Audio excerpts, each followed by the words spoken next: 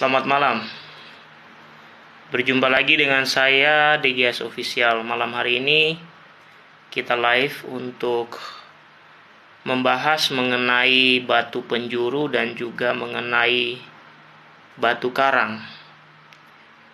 Salam jumpa kembali, selamat malam semuanya. Kita akan live beberapa saat ke depan. Mohon Bapak Ibu memberitahukan pada saya kalau sinyal saya terganggu karena memang di sini sedang kurang bagus sinyalnya, sehingga nanti bisa uh, membantu saya juga ketika banyak berbicara namun tidak terdengar di sana. Bapak Ibu, di dalam kitab suci itu banyak kalimat-kalimat yang hampir sama ya. Selamat malam juga, Jen. Banyak kalimat-kalimat yang hampir sama tetapi mempunyai konteks yang berbeda. Sehingga orang seringkali menyamanyamakan padahal konteksnya berbeda. Ya, misalnya yang kita bahas malam hari ini, sebentar Pak Manok saya undang dulu ya. Yang kita bahas malam hari ini adalah mengenai batu penjuru atau batu yang dibuang oleh tukang-tukang bangunan dan juga batu kaki digunakan oleh orang ya untuk membuat argumentasi ya, baik itu menentang tentang perkataan Tuhan Yesus kepada Rasul Petrus maupun untuk membuat pernyataan-pernyataan lain yang sama sekali berbeda konteksnya. Jadi Bapak Ibu, ketika kita membaca kitab suci, penting sekali untuk kita mengetahui konteksnya. Karena apa? Kalau kita tidak mengetahui konteks, apalagi perikopnya tidak dibaca, maka pengertiannya akan berbeda. Sama seperti ketika Tuhan Yesus berbicara kepada Rasul Petrus, yaitu dengan mengatakan, "Engkau adalah Petrus dan di atas batu karang ini aku akan mendirikan gerejaku dan alam maut tidak akan menguasainya." Nah, berbeda misalnya dalam beberapa surat Rasul Paulus itu menyebut Yesus sebagai batu karang, ya. Yesus sebagai batu karang. Misalnya dalam 1 Korintus 10 ayat 4, kemudian Ibrani 13 ayat 8, kemudian Efesus 2 ayat 20 sampai 22, Matius 7 ayat 25.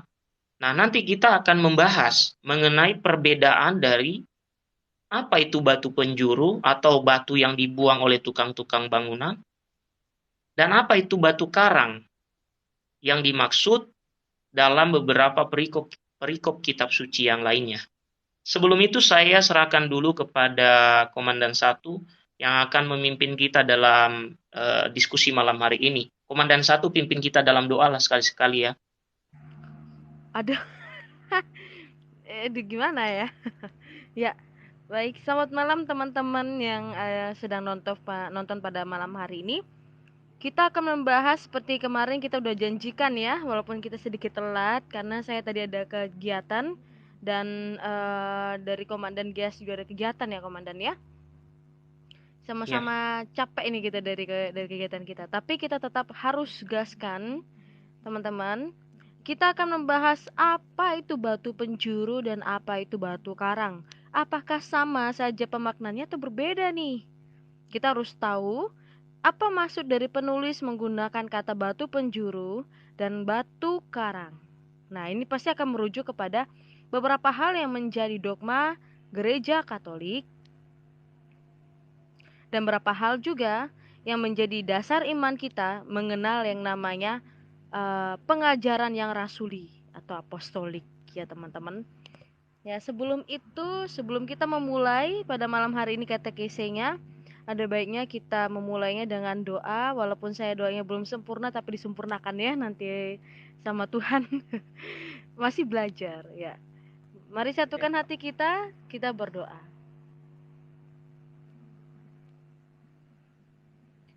Suaraku gak delay kan teman-teman? Terdengar, terdengar.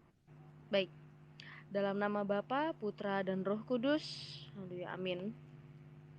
Allah Bapa yang bertata di kerajaan sorga, Bapa, pada malam hari ini kami berkumpul Bapa untuk melakukan pewartaan Bapa. Berkati kami Bapa, sertai kami Bapa. Berikanlah kami Bapa rahmat Bapa, agar kami mampu Bapa menjelaskan Bapa dengan sangat baik Bapa kepada teman-teman yang ingin Bapa mengetahui ajaran-Mu Bapa yang benar Bapa. Biarlah dan melalui kami juga Bapa, mereka bisa mengenal Engkau Allah yang benar, Allah yang hidup, Allah yang maha bijaksana. Bapa, sertai lidah kami, sertai mulut kami, sertai pikiran dan hati kami Bapa. Biar apa yang kami cerminkan Bapa melalui perkataan kami Bapa, biarlah itu Bapa menyenangkan hati-Mu dan layak di hadapan-Mu. Dan biar ini menjadi berkat bagi yang lain, menjadi sumber pengetahuan yang baru bagi mereka, agar mereka mengenal kekatolikan Bapa lebih dalam lagi. Biarlah mereka Bapa mengenal kami Bapa sebagai kepunyaan-Mu Bapa. Kami serahkan Bapa doa kami Bapa ke dalam tangan pengasihan-Mu melalui perantaraan Putra-Mu Yesus Kristus Tuhan dan Juru Selamat kami yang bersatu dengan Engkau dalam persatuan Roh Kudus kini dan sepanjang segala masa. Dalam nama Bapa, Putra, dan Roh Kudus. Haleluya. Amin. Amin. Amin. Ya, silakan komandan memberi pengantar awal. Ya, tentang teman-teman topik kan kita ini. Ya. Iya. Itu Charles Cai mau naik tuh. Ya, kita pada malam hari ini kita akan membahas yang namanya batu penjuru dan batu karang. Apakah sama pemaknaannya atau berbeda? Karena ada banyak sekali orang yang pertanyakan mengenai pemaknaan batu karang dan batu penjuru ini, yang disebabkan menyatakan bahwa oh, bukan seperti itu pemaknaannya. Jadi seperti tafsiran pribadi dan bukan yang menurut dari iman gereja. Nah, bagaimana iman gereja memandangnya dan bagaimana gereja memandang hal itu, ini yang akan kita bahas teman-teman. Seperti itu komandan. Ini sepertinya sinyalnya bermasalah ya? Ya. Terdengar suara komandan? Terdengar. Suara komandan terdengar. Baik komandan. Oke, Ya, lanjut. baik. Ya. Suara saya lancar kan? Lancar, tapi di ini Sinyalnya layarnya jelek. kayak ini jeda-jeda komandan. Iya ya, sebentar. Karena memang saya ini lagi masalah ini wifi ini, sebentar. Oke. Sudah lancar belum? Sayang sekali ya kalau nggak lancar nih. Sudah ya, dan ya. Oke. Sudah lancar ya? Ya, masih sedikit putus-putus tapi Oke, gak baik masalah. teman-teman. Suaranya masih terdengar karena nggak apa-apa lah ya. Saya tutup saja dulu ya ininya ya supaya Ya, lancar ya. lebih baik Sebentar, ditutup saya aja tutup komandan. kamera Iya. saya. Bentar. Saya tutup dulu kamera saya. Nggak apa-apa ya Bapak Ibu ya. Kalau nggak kelihatan saya nggak apa-apa lah. Ya. Oke. Bagaimana Komandan? Lebih lancar atau bagaimana? Sangat lancar. Lebih lancar ya? Ya. Ya, baik teman-teman. Kita masuk ke pembahasan mengenai batu penjuru dan batu karang. Nah, teman-teman semua, kenapa bisa timbul juga pemikiran pembahasan semacam ini? Ada beberapa orang yang membaca kitab suci itu secara setengah-setengah, sehingga mereka memberikan pengertian-pengertian ketika menemukan kalimat yang sama atau menemukan kata yang sama, itu diartikan secara sama begitu saja, tanpa melihat konteksnya. Ya. Nah, saya beri contoh saja dulu sebelum saya masuk kepada bagian ini. Nah, biasanya teman-teman, di dalam kitab suci kita itu kan kita harus membaca sesuai dengan latar belakangnya. Misalnya, jika itu bentuknya puisi, ya, atau saya memakai kata sastra ya. Dalam Alkitab itu ada banyak sastra, yaitu bisa sastra puisi. Ya, kalau kita membaca sastra puisi seperti kitab Mazmur, ya artikanlah sebagai sastra puisi. Jangan diartikan sebagai sejarah jadinya. Karena di dalam sastra puisi pasti ada bahasa puitis. Contoh, bumi bergoncang, gunung-gunung beranjak. Ya jangan diartikan secara harafiah karena itu konteksnya puitis. Itu sastra puisi namanya. Kemudian di dalam kitab suci kita juga ada yang namanya sastra sejarah. Sastra sejarah namun tidak sama dengan sejarah modern. Ya, tidak sama dengan sastra modern. Ini harus kita pegang ini. Contoh, sejarah pembebasan orang Israel dari perbudakan Mesir. Ya jangan diartikan seperti sejarah penjajahan Belanda terhadap Indonesia. Itu sudah masuk ke sejarawan atau sejarah modern. Jadi penjabarannya tidak seperti dalam sejarah kitab suci. Karena kitab suci ditulis bukan bermaksud menyampaikan sejarah dalam arti seperti sejarah modern. Tapi yang mau disampaikan adalah bagaimana penyertaan Tuhan di dalam sejarah perjalanan manusia, terutama orang-orang Israel. Kemudian, ya mungkin saya ceritakan dulu sejarah sastra-sastra ini, mungkin ada sekitar 5, baru nanti saya masuk kepada topiknya. Ada bentuknya, bahkan ada yang bentuknya novel, sastra novel. Ya. Ada yang bentuknya sastra novel Bapak Ibu, saudara-saudariku.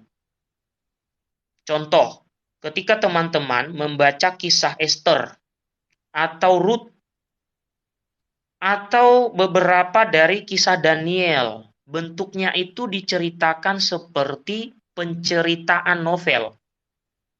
Ini bukan berarti itu novel, bukan, tapi itu memakai sastra. Maka nanti di lain waktu saya mengatakan, kalau Anda mau belajar sastra, belajar dari Alkitab. Jadi nggak perlu bertanya mengenai sastra di luar sana. Alkitab itu sudah memuat banyak sastra. Saya punya teman seorang penulis, dan dia terkenal karena dia hebat dalam menulis puisi. Saya pernah bertanya kepadanya, kawan, kenapa kamu kok bisa hebat banget menulis puisi? Dia bilang begini, saya terinspirasi dari Alkitab. Lalu saya tanya, di mana kamu terinspirasi itu? Di dalam kitab Mazmur, dalam kitab Amsal, dalam kebijaksanaan Salomo, dalam kitab Sirach, dalam kitab Yakobus. Lalu teman saya yang lain lagi, dia pintar menulis novel. Saya juga pernah bertanya kepadanya, kawan, kamu ngambil di mana atau terinspirasi dari mana menulis novel? Dia bilang, saya terinspirasi dari Alkitab. Ada di dalam kitab seperti misalnya Esther, Ruth, dan beberapa kitab-kitab lain yang ceritanya itu mirip alur novel. Itulah kenapa ada dikatakan kitab suci itu juga ada yang menggunakan sastra novel. Kemudian yang selanjutnya ada juga sastra epos. Ya, sastra epos. Ini semacam cerita tanda petik ini ya, semacam legenda. Ya, semacam legenda, tapi bukan legenda ya Bapak Ibu. Ceritanya bukan legenda, tapi cara menceritakannya seperti legenda. Misalnya kisahnya Simpson. Bapak Ibu pasti pernah baca ya, Delilah dan Simpson kalau nggak salah namanya. Itu ceritanya seperti menceritakan epos. Jadi ada bentuk-bentuk penceritaannya itu seperti menceritakan legenda-legenda kuno. Gitu ya. Jadi diceritakan kehebatannya, lalu apa yang dia lakukan, lalu kejatuhannya seperti apa. Nah itu, dia memakai model sastra epos. Kemudian Bapak Ibu, di dalam kitab suci juga yang kita miliki, ya, seperti Injil dan lain sebagainya, ya tentu saja itu juga ada beberapa yang mirip dengan sastra-sastra tadi, ya. Nah, supaya tidak terlalu panjang, sebenarnya sastranya banyak, ya. Ada sekitar 10, ya, bahkan lebih, ya. Kalau kita lihat orang-orang yang belajar secara detail mengenai kitab suci itu pasti tahu sastra-sastra itu.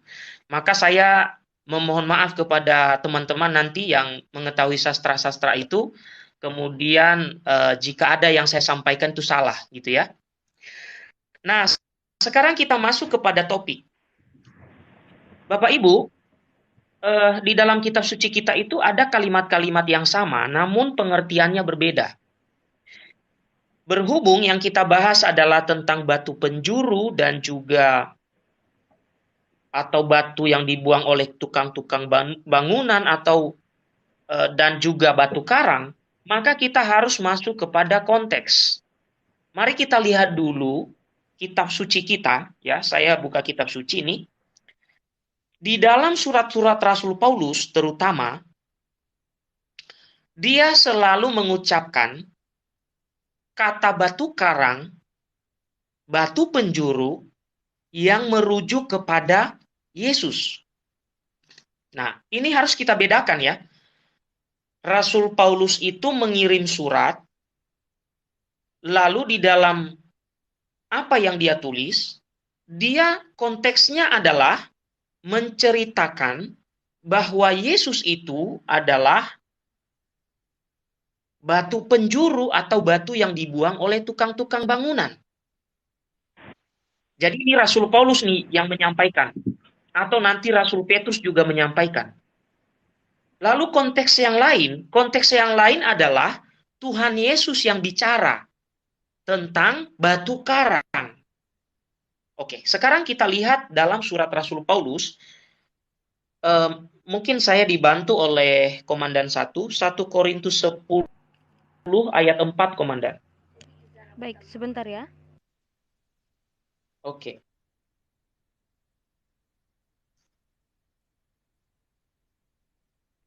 Oke, sambil menunggu Komandan 1, saya bantu baca saja dulu. 1 Teman-teman, Korintus 10 ayat 4. Mulai dari 3 aja nggak apa-apa. baik. Ini suaraku kedengaran ya? Sangat jelas, ya. Baik. 1 Korintus 10 ayat 3 sampai 4. Mereka semua makan makanan rohani yang sama dan mereka makan semua minum minuman rohani yang sama, sebab mereka minum dari batu karang rohani yang mengikuti mereka, dan batu karang itu ialah Kristus. Ya. Nah, teman-teman, ini Rasul Paulus mengirim surat kepada umat di Korintus. Dia flashback tentang cerita bagaimana Musa ketika orang-orang Israel kehausan, lalu dia memecahkan batu karang. Nanti Bapak Ibu baca ya kisahnya ya. Jadi orang-orang Israel bersungut-sungut. Nah, ini nanti konteksnya ke situ ini. Jadi jadi mau dikatakan begini, kita yang sekarang itu juga Israel yang baru gitu, kira-kira begitu. Dia mau mengatakan itu. Maka kita meminum dari batu karang rohani, gitu ya, kira-kira begitu ya. Batu karang rohani yang dimaksud oleh Rasul Paulus di situ adalah Kristus. Nah, saya coba pelan-pelan menyampaikannya. Begini, di sini kan dikatakan bahwa Israel sebagai suatu peringatan. Ini judul perikop dari kitab suci. Kita flashback kepada kisah orang Israel bersungut-sungut kepada Musa karena mereka kehausan dan kelaparan. Lalu Tuhan bertanya kepada Tuhan, Musa bertanya kepada Tuhan, Tuhan, ini bagaimana ini orang Israel ini? Sudah dibebaskan dari perbudakan, mereka sekarang mau bersungut-sungut kepadaku, mereka minta makan, mereka minta minum, mereka kehausan. Lalu Tuhan menyuruh Musa untuk memecahkan batu karang. Lalu mereka diberikan minum. Oke. Sekarang, seperti kemarin kita sudah membahas di bagian pembahasan Konsili Yerusalem, Kristus, ya, Kristus adalah Musa yang baru yang memberikan minuman rohani kepada umat yang mengikuti dia. Maka Rasul Paulus di sini menceritakan mengenai bagaimana pengikut Yesus menerima makanan rohani, minuman rohani dari batu karang rohani, yaitu siapa? Yaitu Kristus. Nah, ini bisa kita melihat seperti tipologi bagaimana Musa memecahkan batu karang pada kisah pembebasan bangsa Israel. Dan ini adalah pada masa perjanjian baru, orang-orang yang mengikuti Yesus adalah Israel baru. Bagaimana mereka mendapatkan makanan dan minuman rohani melalui Kristus. Atau dari batu karang itu sendiri, yaitu Kristus. Nah, konteksnya di sini sudah jelas ya Bapak Ibu, bahwa yang dimaksud batu karang di sini jelas adalah Kristus dan bukan yang lain. Karena dia buat tipologi. Ya. Mungkin ada yang bertanya tipologi itu apa? Jadi tipologi itu Bapak Ibu di perjanjian lama itu pernah terjadi. Ya. Bisa dikatakan merupakan gambaran yang akan terjadi di masa yang akan datang. Ya. Atau di masa yang terjadi di zaman Kristus itu pernah terjadi di masa lampau yang serupa. Dalam pemaknaan yang berbeda. Ya. Oh, Totsuka jangan dikesimpulkan dulu. Ini baru satu ayat yang dibahas ini, ya. Nah, jadi Bapak Ibu, dalam konteks 1 Korintus 10 itu yang dibahas adalah tipologi Musa memecahkan batu karang, lalu keluarlah air, diberikan minum kepada orang Israel, dan Rasul Paulus membuat tipologinya di dalam 1 Korintus 10 ayat 4 bahwa kita memperoleh makanan minuman rohani dari batu karang rohani. Ingat loh, di situ jelas tulisannya batu karang rohani yaitu Kristus. Oke, saya kira cukup ya ayat itu Komandan 1 penjelasannya. Ya. Supaya kita beranjak ke ayat lain. Oke. Ya. Kita beranjak kepada Ibrani 13 ayat 8. Kalau Paman Charles menambah boleh ya? Oke. Gimana Paman Charles? 1 Korintus 10 ayat 4 ditambah. Oke. Ya, silakan. Udah nggak perlu, udah cukup lengkap, Bro. Ya, oke, baik. Nah, kita sekarang kita buka Ibrani. Silakan juga Komandan 1 ya. Ibrani 13 ayat 8. Ibrani 13 ayat 8. Baik, Ibrani 13 ayat 8. Saya bacakan untuk kita semua. Ini suaraku kedengaran ya? Sangat kedengaran. Ya. Ibrani 13 ayat 8, teman-teman. Yesus Kristus tetap sama baik kemarin maupun hari ini dan sampai selama-lamanya.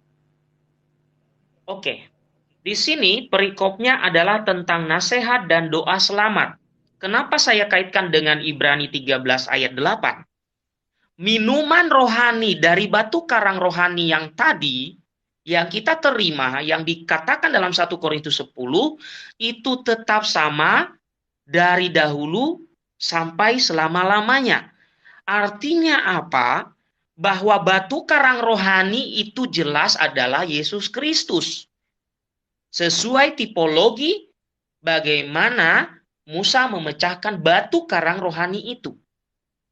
Dan ini tidak ada kaitan dengan batu karang yang dimaksud oleh Yesus kepada Petrus dalam Matius 16 nantinya. Ini masih berbicara Rasul Paulus mengirim surat. Lalu menjelaskan siapa Yesus.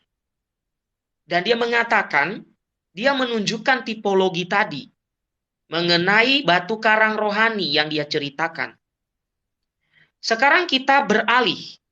Ya. Efesus 2. Kita banyak buka kitab suci nih hari ini. Kita Kitab buka dong. Efesus 2. Alkitabiah ya. Efesus Ya, 2 ayat 20 sampai 22. baik.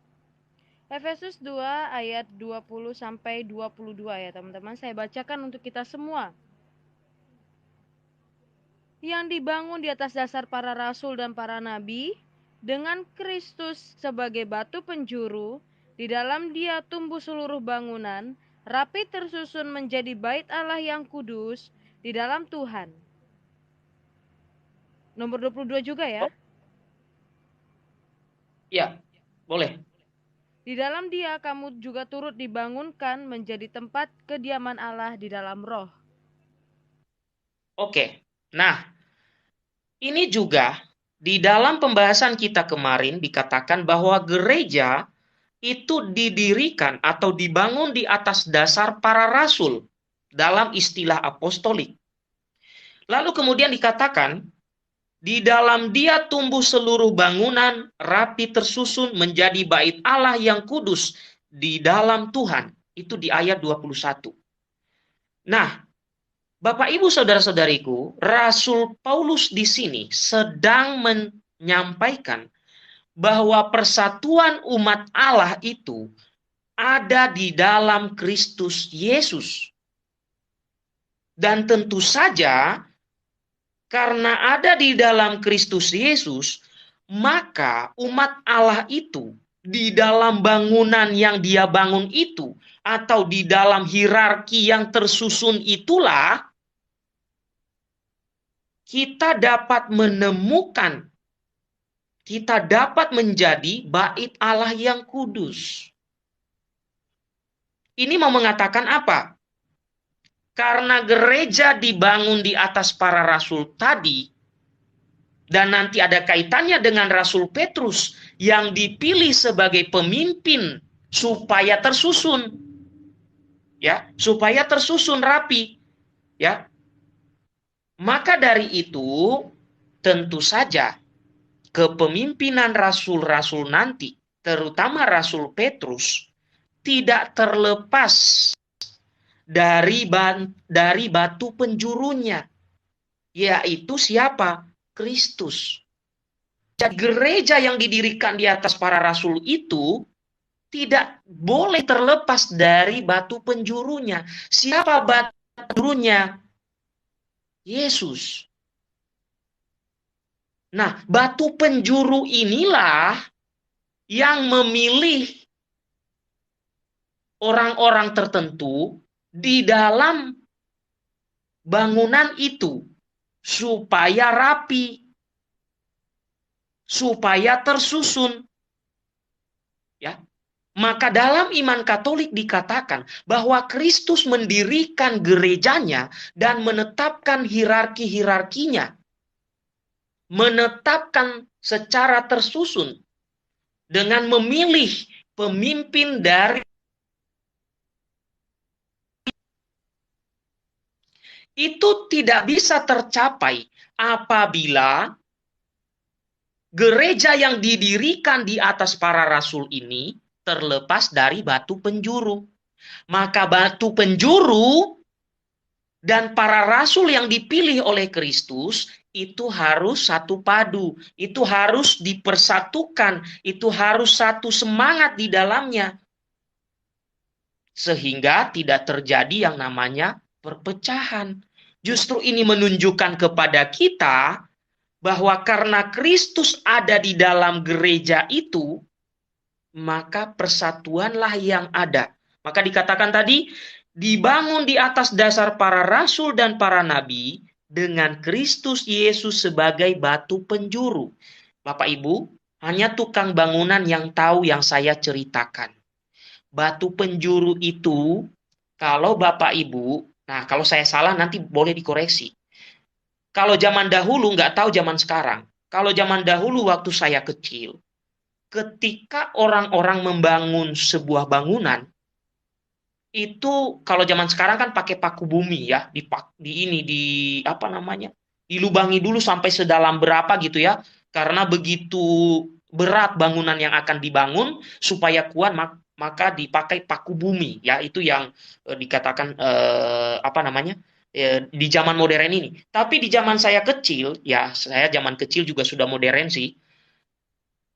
Kalau kita mau berbicara soal batu penjuru, mungkin salah satu contoh sederhana adalah ketika kita membangun rumah, itu ada yang namanya fondasi. Ya, fondasi ya. Jadi orang membangun rumah, dia buat fondasi terlebih dahulu.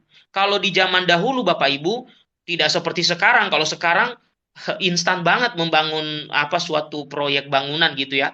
Kalau zaman dulu digali dulu tuh fondasinya begitu begitu dalam gitu ya. Sehingga kalau rumah ini terjadi gempa, rumah ini akan kuat. Nah, kurang lebih ini saya memberikan padanan ya, tapi sebenarnya artinya lebih dalam lagi. Sebagai ilustrasi saja, batu penjuru itu adalah merupakan pusat yang membuat sebuah bangunan itu menjadi kuat. Atau dalam bahasa sekarang ini adalah memakai paku bumi tadi tuh, supaya bangunan itu benar-benar kuat. Oke?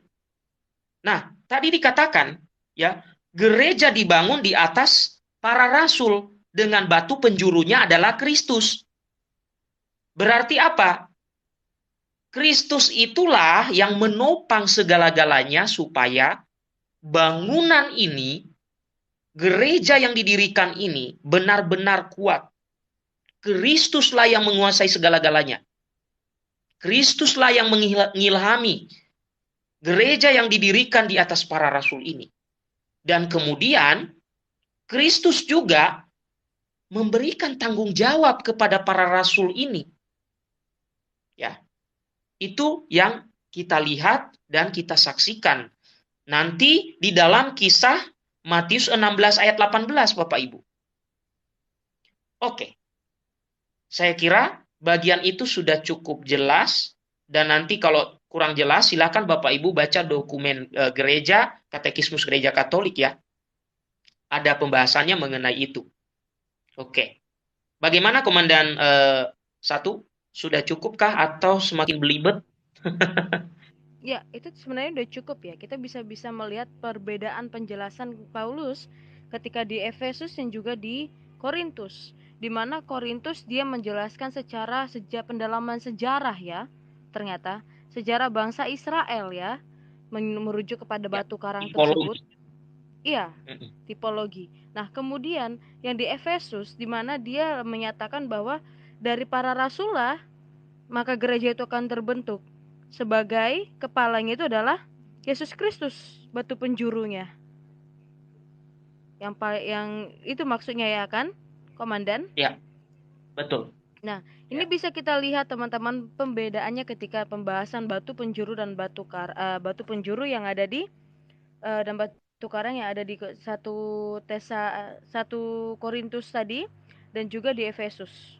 Jadi bukan semerta-merta jadi pemahamannya, wah ini kan merujuk kepada Yesus. Ini kata Rasul Paulus ke Korintus juga Yesus. Tapi nggak tahu latar belakangnya. Teks per konteksnya nggak ngerti. Nah, makanya di sini sudah dijelaskan dengan sangat detail sekali bahwa itu pemaknanya kepada tipologi sejarahnya bangsa Israel. Di mana Musa ya menghancurkan batu karang ya, Komandan. Ya, nah, betul. Begitu. Lalu kemudian di Efesus ini sudah jelas banget kalau gereja itu dibangun di atas para rasul yang dimana Yesuslah yang sebagai yang utama di atas gereja. Iya. Nah, kalau untuk merujuk kepada sininya, Komandan, itu kita sudah fix dan deal ya. Pemaknaannya seperti itu. Lalu bagaimana nih Komandan yang mengenai yang katanya batu karang itu sebenarnya siapa sih?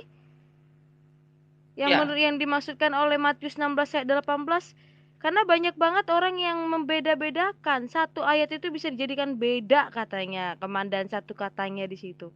Itu gimana, Komandan?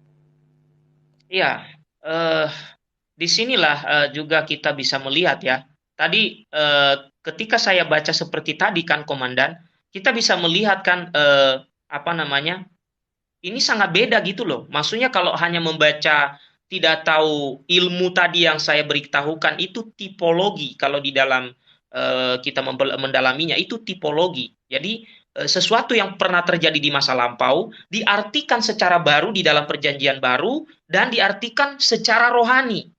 Ya, tadi seperti batu dipecahkan lalu keluar air diberikan minum kepada orang Israel. Itu kan jasmaniah. Tadi Rasul Paulus mengartikannya atau membuat hal itu sebagai tipologi bahwa batu karang yang dimaksud itu adalah minuman rohani dan makanan rohani. Ini tidak ada terkait dengan jasmani gitu. Dan itu terkait dengan konsili Yerusalem juga kemarin itu. Jadi pengertiannya sudah sangat-sangat rohani di dalam perjanjian baru itu. Nah, kemudian sebelum kita masuk ke batu karang itu, saudara Komandan 1, Paman Charles ada tanggapan dulu nggak?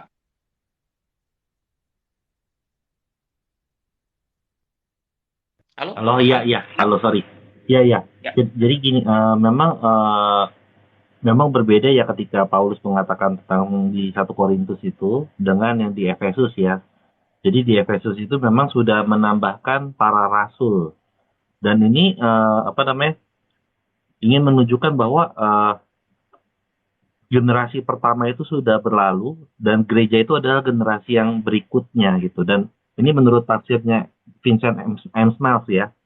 Jadi kita harus tetap setia pada para rasul dan para nabi, jemaat tetap apostolik dan profetik sekaligus satu, kudus, katolik, semuanya yang dibaptis merupakan satu bangunan di dalam roh. Itu yang menurut tafsirannya sih. Memang agak berbeda dengan yang 1 Korintus tadi sih. Gitu. Moga-moga jelas ya. Jadi memang ada tambahan atas dasar para rasul itu. Ya, baik. Sudah cukup, Paman Charles, atau ada lagi? Cukup. Ya. Nah, Komandan 1, sebelum kita ke Matius 16 ayat 18 itu, kita ke 1 Petrus 2 ayat 4 sampai 5. Coba dibaca dulu, Komandan. 1 Petrus 2 ayat 4 sampai 5. Baik, 1 Petrus 2 ayat 4 sampai 5. Ini suaraku terdengar ya?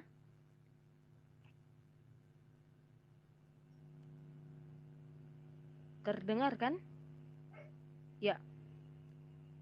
Dan datanglah kepadanya batu yang hidup itu, yang memang dibuang oleh manusia, tetapi yang dipilih dan dihormat di hadirat Allah.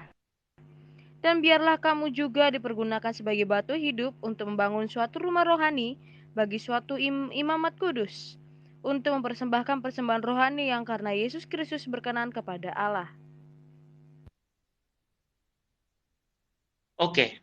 Nah, ini penjelasan batu penjuru di sini, Bapak Ibu.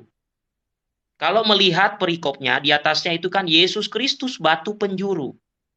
Nah, coba kita baca tadi, di ayat 4 dan 5 itu diberikan pemaknaan dari batu penjuru itu apa?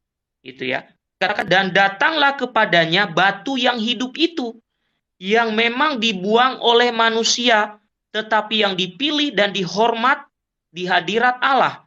Dan biarlah kamu juga dipergunakan sebagai batu hidup untuk pembangunan suatu rumah rohani bagi suatu imamat kudus, untuk mempersembahkan persembahan rohani yang karena Yesus Kristus berkenan kepada Allah.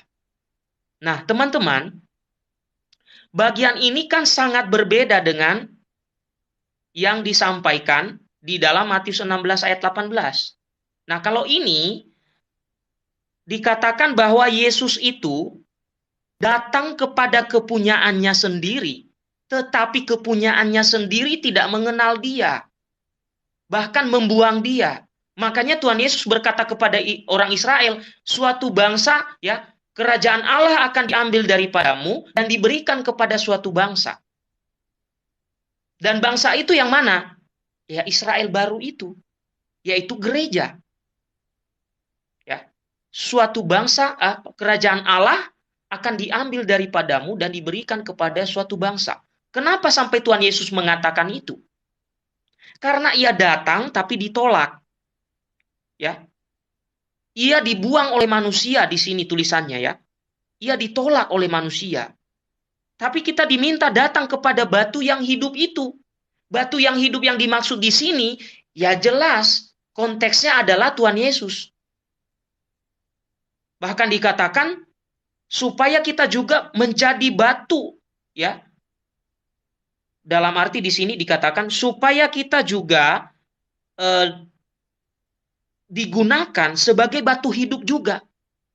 Dan ini berbicara mengenai perumpamaan atau kiasan ya, yaitu bagaimana dikatakan batu hidup untuk pembangunan suatu rumah rohani.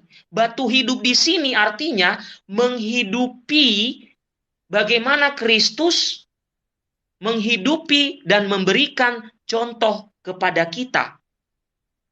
Ya. Contoh ya. Di sini dikatakan kan kita menghidupi supaya untuk pembangunan suatu rumah rohani.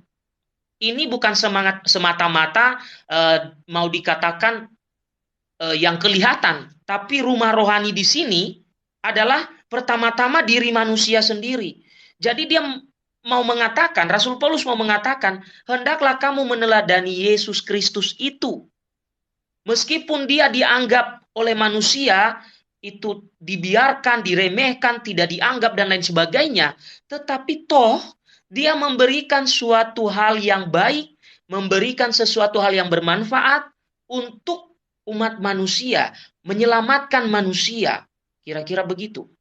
Ya, meskipun banyak orang yang menolak dia, tetapi dia toh memberikan keselamatan, menawarkan keselamatan kepada banyak orang.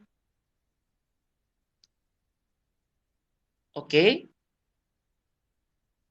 Paman Etang juga boleh naik kok kalau lebih paham dari saya. Ya, Boleh naik, boleh. Dia saya undang untuk ini. Dia orang Katolik atau bukan? Bukan. Boleh naik? Bukan. Bukan ya. Saya juga orang STT, jadi berbeda kita kastanya mungkin, levelnya ya. Saya nggak tahu STT Anda di mana ya. Dia bukan anak STT. Dia anak ini bagian jurusan mesin, komandan. Ya. Oh, ya. Oke, saya kirain orang Katolik tadi disuruh naik. Bukan dan Oke. bukan. Bukan ya. Oke, baiklah. Ya, tidak apa-apa ya, saya selingan-selingan sedikit supaya jelas orang-orang yang ada di bawah itu. Ya, jadi Bapak Ibu, di sini diumpamakan, diberikan kepada kita sebagai kiasan bahwa kita sebagai pengikut Yesus juga bisa menjadi batu hidup yang memberikan manfaat, berguna, bermanfaat dan lain sebagainya bagi bangunan jemaat tentunya, bagi pembangunan gereja tentunya. Ini lebih kepada bagaimana kita melakukan pelayanan. Ya. Pelayanan ataupun seperti tugas kita ketika kita dibaptis Bapak Ibu. Kita kan diberikan gelar itu ya sebagai imam, nabi dan raja. Nah, oke ya. Sebagai imam, nabi dan raja.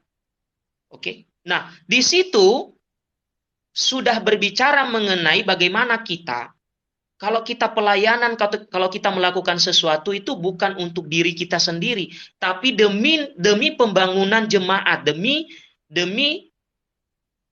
kebaikan ya, bukan demi perpecahan, justru kan itu udah beda lagi tuh ya. Lalu kita sok-sok hebat ini, saya ini paling bisa ini gini. Akhirnya pecah deh.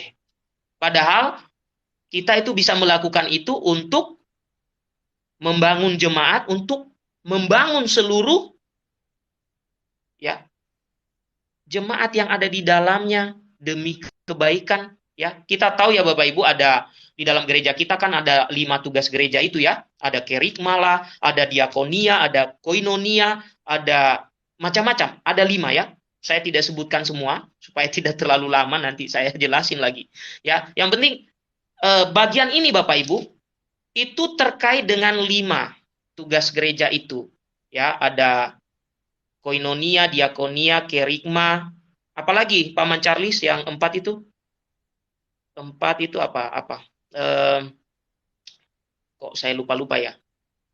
Oke, koinonia, diakonia, kerikma, apalagi? Ada nggak yang tahu? Itu teman Charles gak open mic, cuman tes. Iya, tidak open mic, kok tes ya. Oke, baiklah. Nanti Bapak Ibu lihat ya, itu ya. Sorry, tadi, 5. tadi apa aja? Liturgia, koinonia, kerikma, diakonia, Ya, martiria. berapa jadinya jumlahnya? 5 atau 4? 5, Koinonia, Pak. diakonia. Hah? 5 kan? Liturgia, koinonia, kerikma, diakonia, martiria. 5 kan berarti ya? Iya, Benar 5, ya? 5. Betul, 5, 5. Oke. Nah, Bapak Ibu, kalau mengacu kepada bagian ini tadi, 1 Petrus 2 ayat 4 sampai 5, itu memang lebih mengarah kepada tugas itu ya, yaitu 5 tugas gereja itu, dan juga ini tugas kita bersama nih ya. Jadi lebih ke sana. Supaya apa? Supaya membangun jemaat, dan kita dikatakan batu hidup di situ ya. Artinya membangun jemaat yang gereja yang didirikan tadi di atas para rasul tadi itu, kita kemudian membangunnya ya melalui tadi liturgia, kerigma, pengajaran dan lain-lain ya. Itu. Nah, Komandan 1 ada yang mau ditambahkan, atau Paman Charles ada yang mau menambahkan juga? Ada yang mau ditambahkan sebelum kita masuk kepada Matius 16 ayat 18? Sudah Aku udah cukup cukup. lengkap, tapi mungkin mereka nggak semua ngerti ya apa sih itu liturgia, koinonia, kerikma. Bisa Ya, dijelaskan lagi boleh, lebih boleh, jelas, boleh Bang? diperjelas. Ya, silakan. Ya, jadi ya pertama kan kita tahu kerikma, liturgia itu peribadatan yang menguduskan. Terus kerikma itu mengembangkan pewartaan kabar gembira. Koinonia itu menghadirkan dan membangun persekutuan. Diakonia itu memajukan karya cinta kasih. Nah, martiria itu memberi kesaksian sebagai murid-murid Tuhan Yesus. Itu sih, makasih. Oke. Nah, itu lebih ke sana ya Bapak Ibu ya, 1 Petrus 2 ayat 4 sampai 5 itu ya. Atau tadi yang saya sebutkan ketika kita dibaptis, kita mempunyai apa, bisa dikatakan gelar lah ya, disebut sebagai imam, nabi dan raja. Dan itu ada kaitannya juga dengan 5 tugas tadi itu ya. Oke. Baik Bapak Ibu, Komandan 1 ada yang mau ditambahkan terlebih dahulu? Kalau saya sih sudah fix ya, sudah semuanya disampaikan oleh komandan. Data kita sama soalnya Oke, komandan. Lanjut. baik. Ya, sekarang kita masuk kepada Matius 16. Nah, teman-teman, tadi yang saya sudah baca itu merupakan surat Rasul Paulus dan surat Rasul Petrus. Oke, konteksnya sudah beda loh. Itu surat. Oke, konteksnya surat. Berarti memberitahukan kepada jemaat, menjelaskan kepada jemaat, baik itu tipologi tadi, baik juga apa yang harus dilakukan meneladani Kristus, dan lain sebagainya. Konteksnya sudah beda. Nah, konteks di dalam Matius 16 ayat 18 ini sangat berbeda. Mungkin Komandan 1 bantu saya baca, tapi panjang loh Komandan, dari 13, boleh ya? Gak apa-apa. Wow, luar biasa nih Komandan kita nih. Matius 16 ayat 13 sampai 20 itu ya. Oke. Baik. Ayat berapa tadi komandan? 16 ya? Oh, 13. Ya, pas 13. Baik. Semuanya saja dibaca, nggak terlalu banyak sih. Ya, silakan. Saya bacakan untuk kita semua ya. Matius 16 ayat 13 sampai 20. Pengakuan Petrus. Setelah Yesus tiba di daerah Kaisarea Filipi, ia bertanya kepada murid-muridnya, kata orang, "Siapakah anak manusia itu?" Jawab mereka, "Ada yang mengatakan Yohanes Pembaptis, ada juga yang mengatakan Elia, dan ada pula yang mengatakan Yeremia atau salah seorang dari para nabi." Lalu Yesus bertanya kepada mereka, "Tetapi apa katamu, siapakah aku ini?" Maka jawab Simon Petrus, "Engkau adalah Mesias, anak Allah yang hidup." Kata Yesus kepadanya, "Berbahagialah engkau Simon bin Yunus, sebab bukan manusia yang menyatakan itu kepadamu, melainkan Bapa-Ku yang di sorga. Dan aku pun berkata kepadamu, engkau adalah Petrus, dan di atas batu karang ini aku akan mendirikan jemaatku, dan alam maut tidak akan menguasainya. Kepadamu akan kuberikan kunci kerajaan sorga. Apa yang kau ikat di dunia ini akan terikat di sorga, dan apa yang kau lepas di dunia ini akan terlepas di sorga." Lalu Yesus melarang murid-muridnya supaya jangan beritahukan kepada siapapun bahwa ia Mesias. Oke. Nah, Bapak Ibu, Bang, kalau kita boleh nggak aku lihat, baca yang terjemahan ya, baru duanya, Bang? Boleh nggak aku baca yang terjemahan baru boleh, boleh. duanya, Ya, silakan, silakan. ayat ini? Pak, sangat keren, sangat keren. Ya, Keren, keren. jadi, Ya, oke. boleh, boleh. Setelah Yesus tiba di daerah Kaisarea Filipi, dia bertanya kepada murid-muridnya, kata orang, siapakah anak manusia itu? Jawab mereka, ada yang mengatakan Yohanes Pembaptis, yang lain mengatakan Elia, dan yang lain lagi mengatakan Yeremia, atau salah seorang dari para nabi. Lalu Yesus bertanya kepada mereka, menurut kamu, siapakah aku ini? Jawab Simon Petrus, engkau adalah Mesias, anak Allah yang hidup. Kata Yesus kepadanya, berbahagialah engkau Simon anak Yunus, sebab bukan manusia yang mengatakan itu kepadamu, melainkan Bapakku yang di surga. Aku pun berkata kepadamu, engkau adalah Petrus, dan di atas batu karang ini, aku akan mendirikan gerejaku, dan alam maut tidak akan menguasainya. Kepadamu akan kuberikan kunci kerajaan surga. Apapun yang kau ikat di bumi akan terikat di surga, dan apapun yang kau lepaskan di bumi akan terlepas di surga. Lalu Yesus memerintahkan murid-muridnya supaya tidak memberitahukan pada siapapun bahwa ia Mesias. Itu, Kak. Ya, oke. Ya, jadi begini, Bapak Ibu ya. Di situ sangat jelas kalau kita membaca secara runut. Jadi ini saya memakai logika sederhana dulu ya. Jadi tidak langsung masuk ke bagian tentang Petrus sang batu karang itu ya. Nah, begini Bapak Ibu. Yang kita baca tadi itu banyak sekali orang yang kemudian menolak bahwa itu bukan Petrus kata mereka. Ya, banyak alasan. Nanti saya tunjukkan beberapa alasan-alasan yang mereka sebutkan ya. Nah, begini. Kalau bagian konteks ini sudah pasti beda dengan yang kita baca tadi. Beda sekali, ya. Nah, Bapak Ibu saudara-saudariku, bagi umat Katolik, teks perikop ini sangat penting. Karena apa? Karena disinilah Yesus mendirikan gereja. Dan disinilah Kristus memberikan tugas-tugas tertentu kepada Petrus. Sebelum saya masuk kepada yang lebih jauh atau bahasa-bahasanya, mari kita lihat tadi kronologinya saya ceritakan singkat seperti ini. Untuk kita coba logikakan obrolan ini. Tadi Yesus bertanya, kata orang, siapa aku ini? Murid-murid yang lain menjawab, engkau salah seorang dari para nabi. Lalu kemudian dia bertanya lagi, kalau menurut kamu siapa aku ini? Lalu Rasul Petrus mengatakan, engkau adalah Mesias anak Allah yang hidup.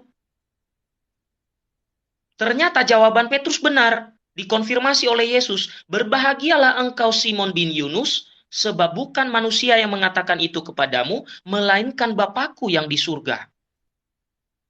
Ingat, di situ kalimatnya masih pakai dan, berarti kalimat sambung. Masih konfirmasi itu.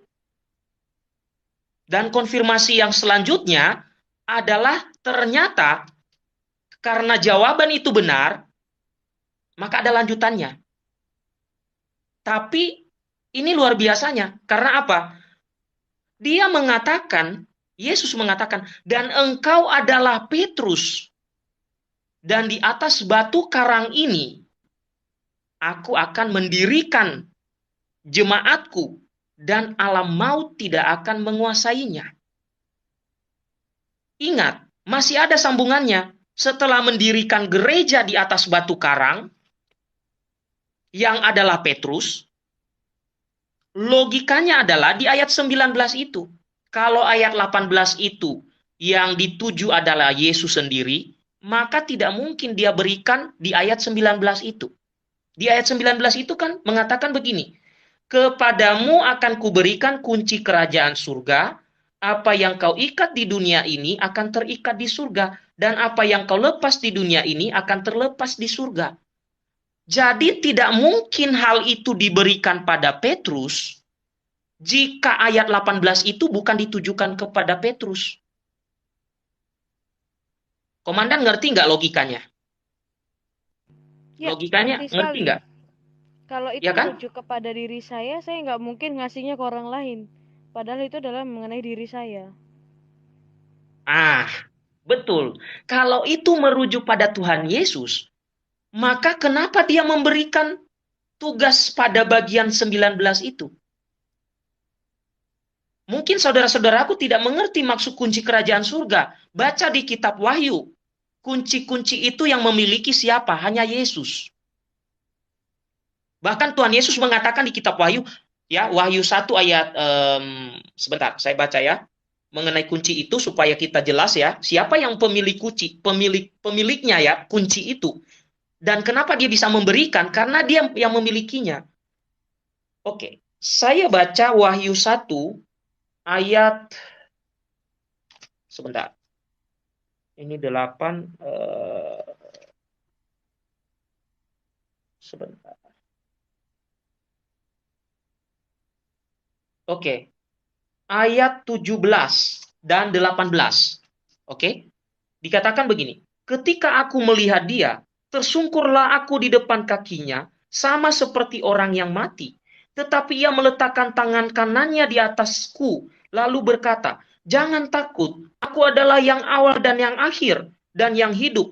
Aku telah mati, namun lihatlah, aku hidup sampai selama-lamanya, dan aku memegang segala kunci maut dan kerajaan maut. Segala kunci dipegang oleh Yesus. Oke? Kunci itu tidak mungkin diberikan kepada Petrus kalau di ayat 18 bukan Petrus yang dimaksud. Masa tiba-tiba, ya, logikanya gini, kalau itu merujuk kepada diri Yesus, ya kuncinya nggak diberikan. Ya kan? Kemudian tidak diberikan ya kuasa melepas dan mengikat itu. Itu logikanya. Maka mesti yang dimaksud di ayat 18 itu adalah Petrus.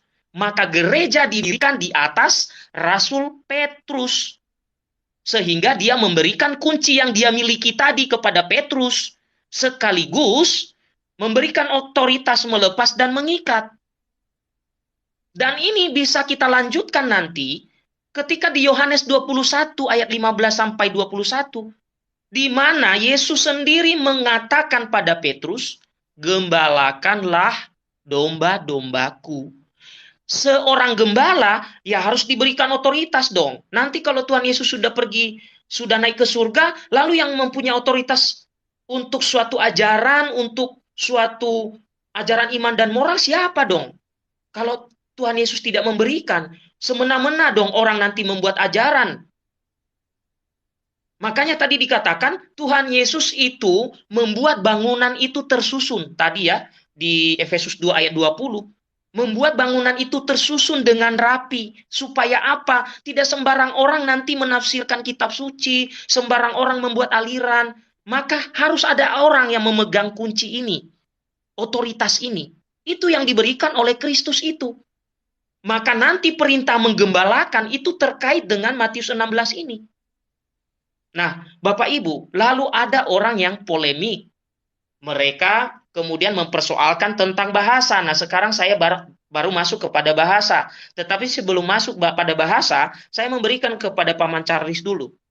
Silakan Paman Charles, mungkin ada tambahan.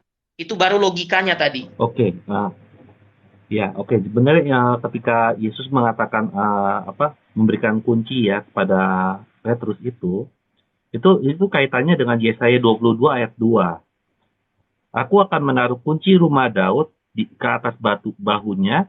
Apabila ia membuka, tidak ada yang dapat menutup. Apabila ia menutup, tidak ada yang dapat membuka. Persis ya, seperti yang tadi ya. Nah, saat raja pergi meninggalkan suatu negeri, maka ada orang yang mendapat kunci kerajaan. Dengan melihat kunci itu, orang melihat raja. siapa yang mendapatkan kunci itu, yang artinya otoritas atas kerajaannya, yang mendapatkan otoritas atas kerajaan itu adalah biasa Perdana Menteri. Jadi kenapa harus Petrus? Karena Petrus mendapat kuasa untuk mengajar dan kuasanya diteruskan kepada suksesinya. Itu sih yang saya pahami ya dengan ayat itu ya. Makasih. Ya, baik. Sekarang saya masuk kepada bahasa. Dan mohon maaf nanti kalau sedikit ada yang kesenggol dikit. Tapi nggak terlalu. Oke ya? Oke. Bapak Ibu, Matius 16 ayat 18 sampai 19, bagi umat Katolik, teks ini sangat jelas bahwa Kristus memberikan kunci-kunci kerajaan yang menyimbolkan otoritas Kristus, otoritas surga atas langit dan bumi yang diberikan kepada gereja melalui Petrus. Tetapi ada jutaan bahkan banyak orang non-Katolik yang menafsirkan teks Yunani ini dengan istilah bebatuan, sehingga menghapus makna dari kata Petrus sebagai batu karang. Nah, ada beberapa bagian yang bisa saja kita perdebatkan dalam konteks ini. Dalam arti perdebatan ini bukan memperdebatkan secara langsung ya, tetapi secara akademik kita bisa memperdebatkan. Yang pertama, perlu kita perhatikan, Injil Matius ya pada mulanya ditulis dalam dialek Aram. Santo Papias dan Santo Ireneus pada abad kedua mengatakan hal itu. Dan lebih penting lagi, Yesus Kristus tidak mungkin mengatakan ucapan pada Matius 16 itu dalam bahasa Yunani. Bahasa Yunani adalah bahasa dominan kerajaan Romawi pada abad pertama.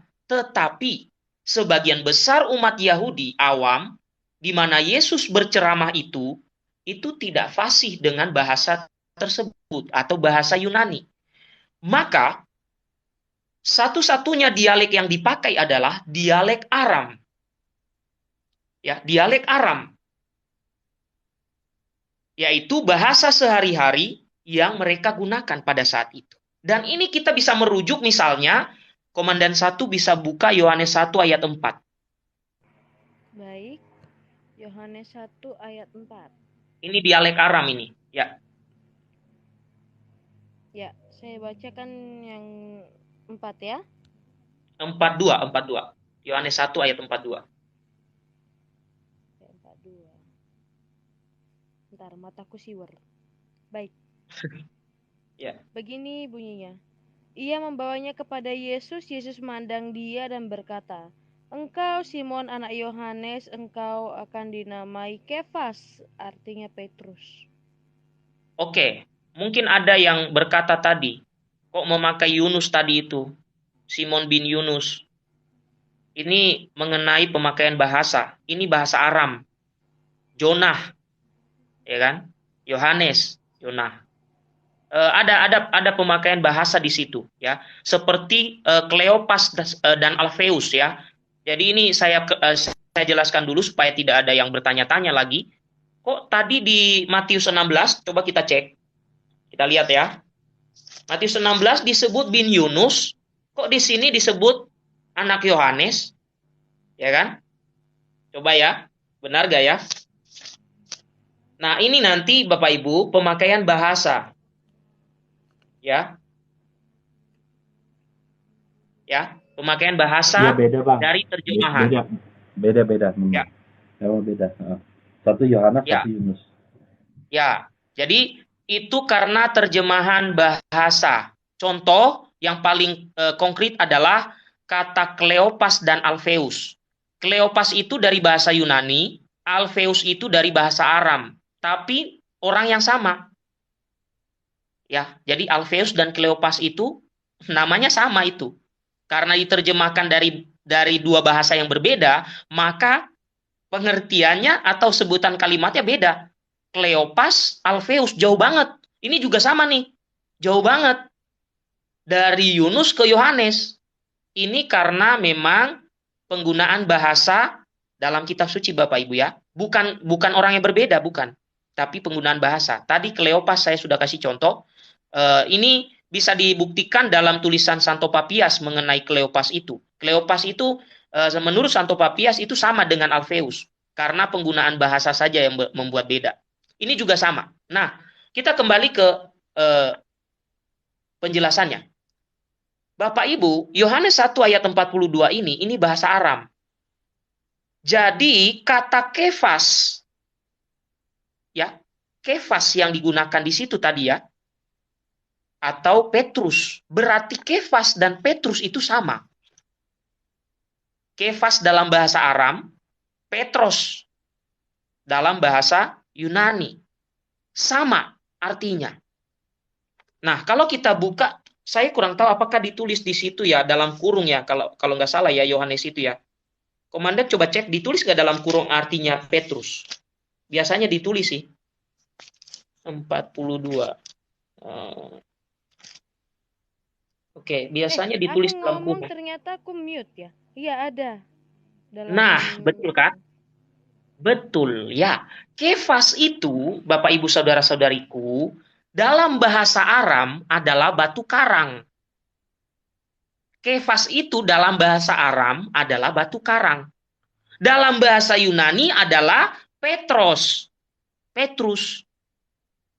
Jadi ketika di dalam Injil Matius itu dikatakan menggunakan seperti ada dua bahasa, ya. Oke. Jadi itu sama, orang yang sama yang dimaksud. Nah, apakah pendetanya tidak baca? Di dalam kurung kan udah ada keterangan itu, Kefas. Dalam kurung artinya Petrus. Nah, di Matius 16 ayat 18 itu yang dimaksud batu karang siapa? Kefas. Nah, Kefas siapa? Petrus. Nah, ada seorang sejarawan bukan ya, teolog Protestan mengatakan begini, bukan bermaksud apa-apa saya kutip ya. Ini supaya jelas. Mengatakan begini. Nanti saya juga kutip bagaimana pendapat Katolik ya. Di dalam buku ya, ini memang dia seorang sarjana Perjanjian Baru, namanya D.A. Carson, mengatakan dalam bukunya Expositor Bible Commentary, dia mengatakan begini. Dasar dialek Aram dalam hal ini tidak bisa diragukan. Dan amat sangat mungkin kefa digunakan dalam kedua klausal. Jadi karena itu bahasa Aram, jadi awal penulisan Injil Matius itu kata-kata Tuhan Yesus di situ bahasa Aram. Maka itu digunakan kedua klausal itu menggunakan kata kefas. Sehingga menurut sarjana Protestan ini ya, dia mengatakan begini. Engkau adalah kefas dan di atas kefas ini. Ya, jadi orang yang sama. Jadi dia mengatakan begini. Karena itu, kata tersebut digunakan baik sebagai nama maupun sebagai kata benda, batu karang. Bahkan dia merujuk kitab suci yang berbahasa Syria. Dia mengatakan bahwa dalam bahasa Syria bahkan klausal itu tidak dibedakan. Karena merujuk kepada orang yang sama. Itu kata dia. Tetapi saudara-saudara semua, ada yang kemudian memberikan tafsiran-tafsiran yang ngawur-ngawur. Ada yang mengatakan begini, batu karang yang dimaksud di situ adalah batu kerikil katanya.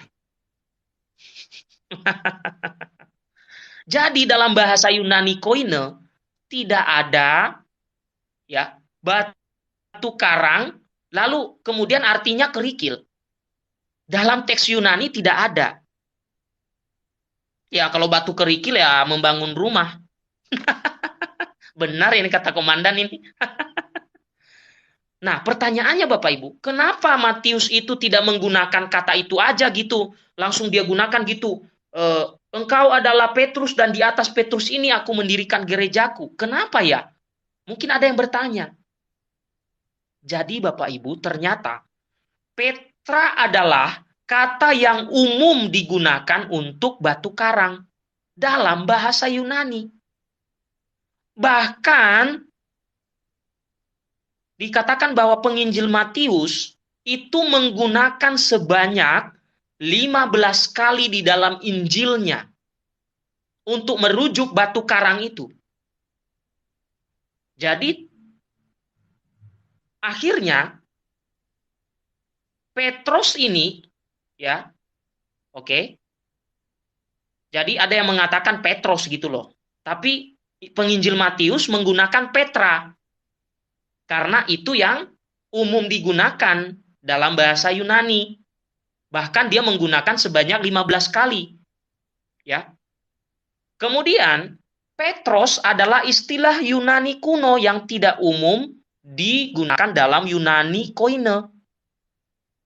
Jadi ada yang menuduh Petros itu, Bapak Ibu. Ya. Nah, Bapak Ibu saudara-saudari, ada seorang yang memberi komentar lagi nih. Seorang teolog Protestan namanya Craig S. Skinner. Dalam bukunya yang berjudul Bible Background Commentary of the New Testament, dia mengatakan begini. Dalam bahasa Yunani, kata Petros dan Petra adalah istilah dari akar yang sama, yang digunakan bergantian pada periode atau pada ayat itu.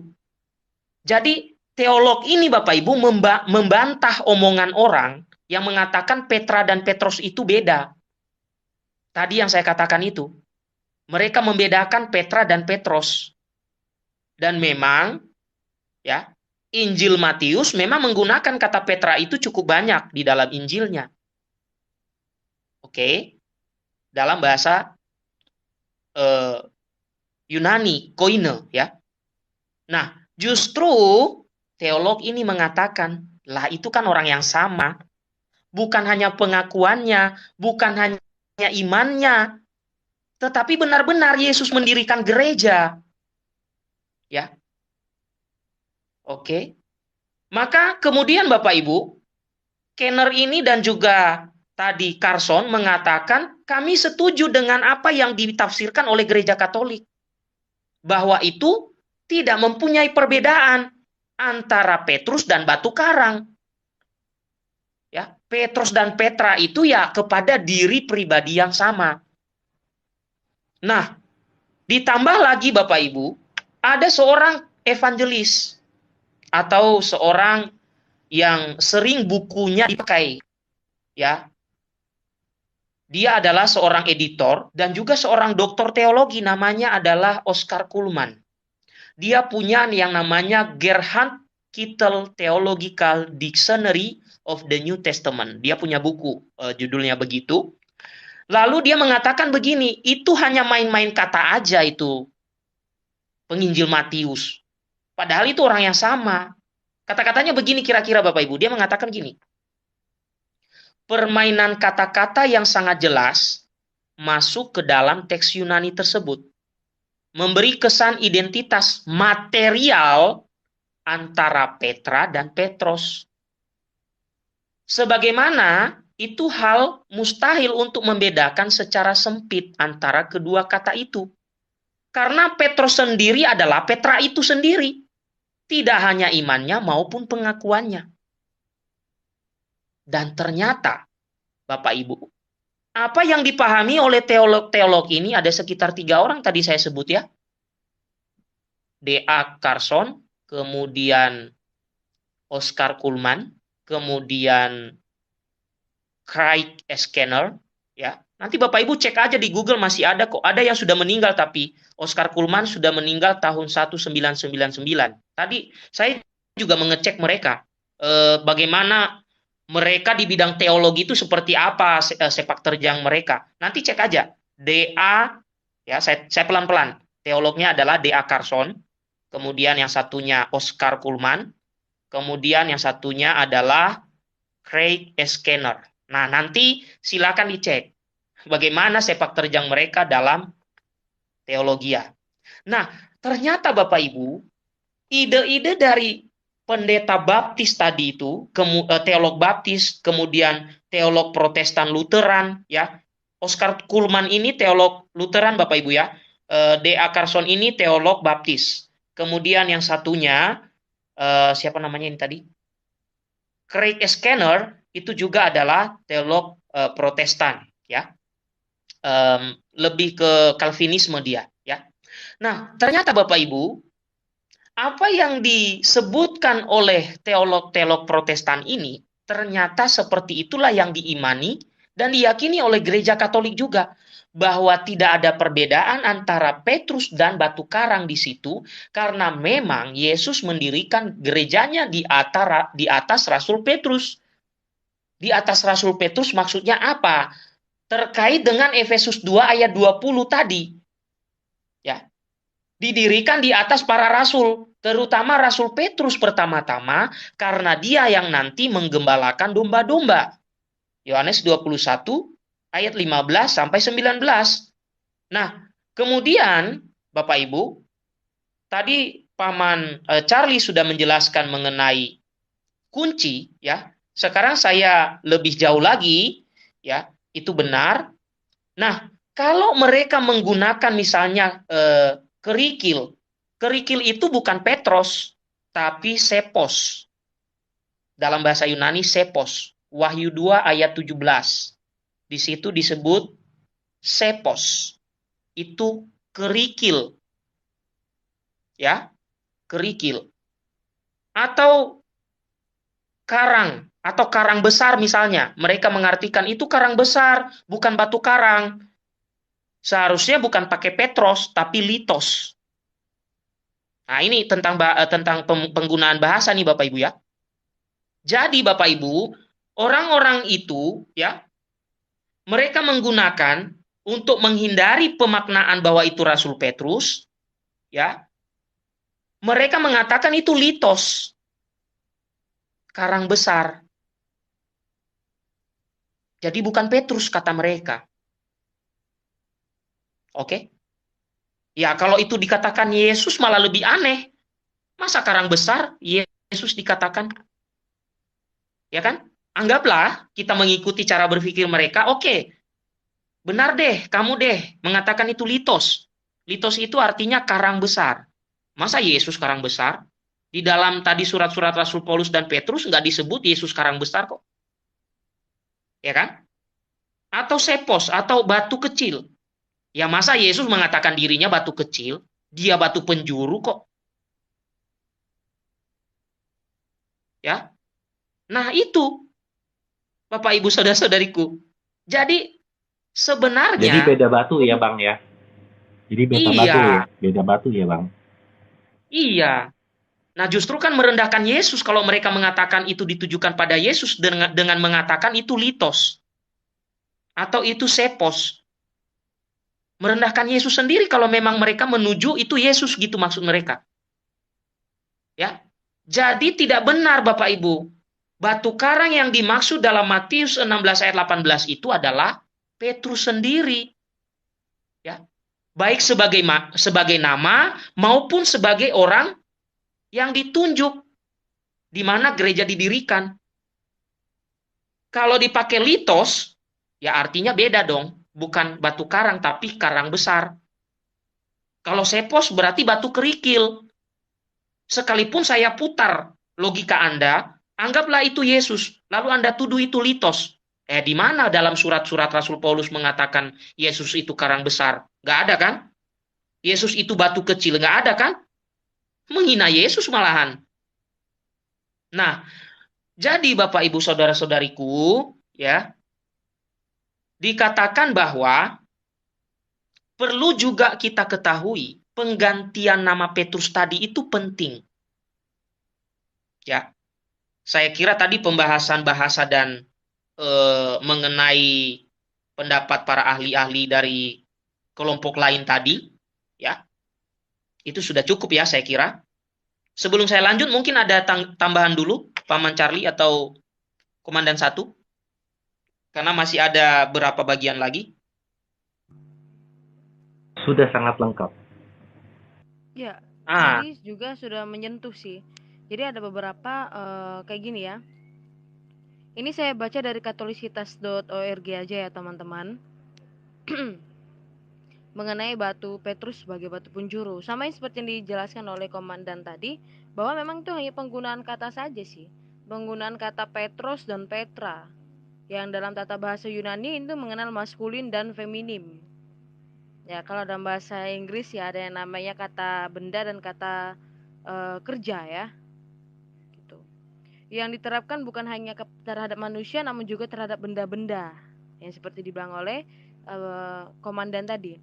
Jadi dalam hal ini terjemahkan dan aku pun berkata kepadamu engkau adalah Petrus dan di atas Petra. Itu sama sih sebenarnya. Jadi kata Petra tidak dapat digunakan untuk mengganti nama Petrus karena kalau demikian sama saja kayak kita memakai nama Michele atau Mikael atau Francisca menjadi Franciscus ya kan, komandan? Sama seperti Yesus, Yesus. Ya. Lanjut dah, udah. Halo? Ya. Iya, kedengaran. Ya. Sama seperti nama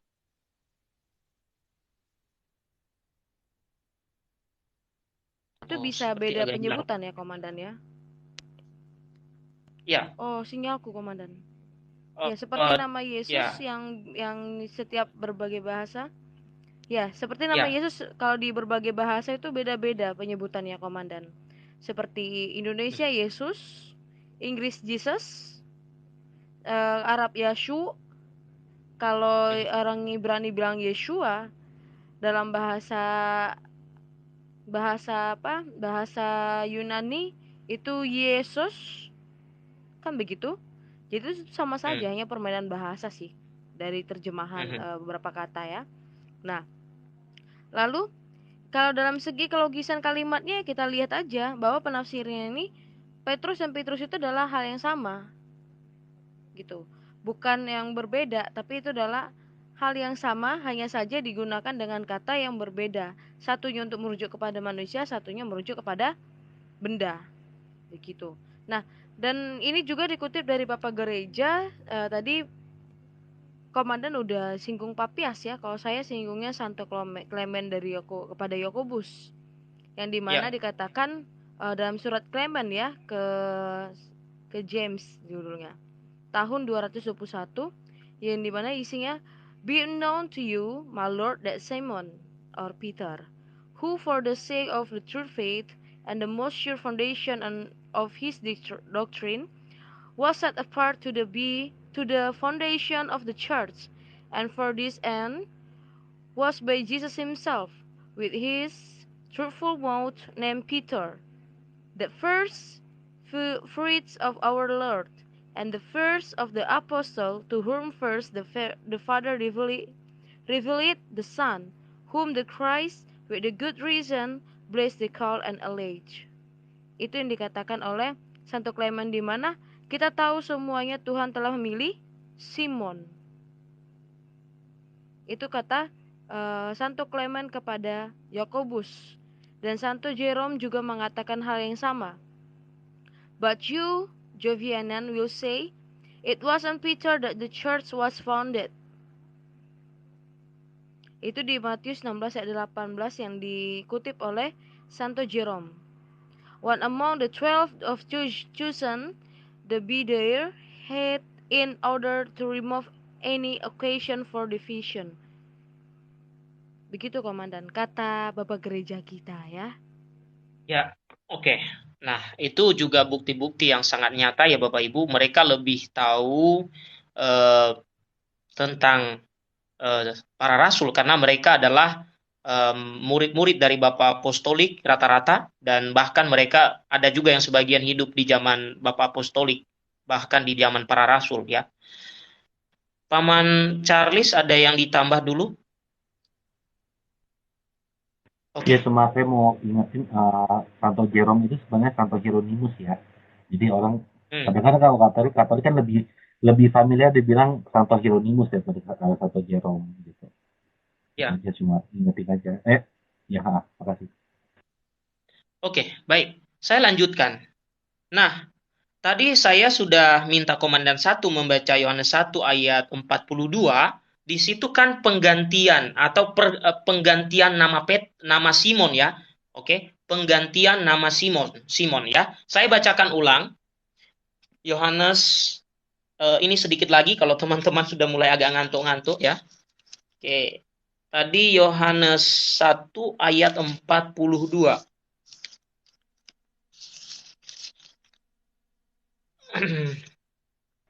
Nah, Saya bantu dikatakan bacakan, begini. mau boleh? Ya, boleh. Silakan, brother. Ia membawanya kepada Yesus. Yesus memandang dia dan berkata, "Engkau adalah Simon, anak Yohanes. Engkau akan dinamakan Kefas," artinya Petrus. Oke, sekalian brother Charlie, Kejadian 17 ayat 5.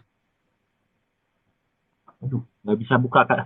Ini cuma bawa ini, Oke. nggak ada kejadian saya Ya, Ya, Alkitabnya. di mana dibukanya? Kejadian 17 ayat 5. Baik. Saya bacakan untuk kita semua ya, teman-teman. Kejadian 17 ayat 5. ya. Karena itu namamu bukan lagi Abram, melainkan Abraham, karena engkau telah kutetapkan menjadi bapa sejumlah besar bangsa. Oke. Satu lagi, Komandan. Kejadian 35 ayat 10. Ya.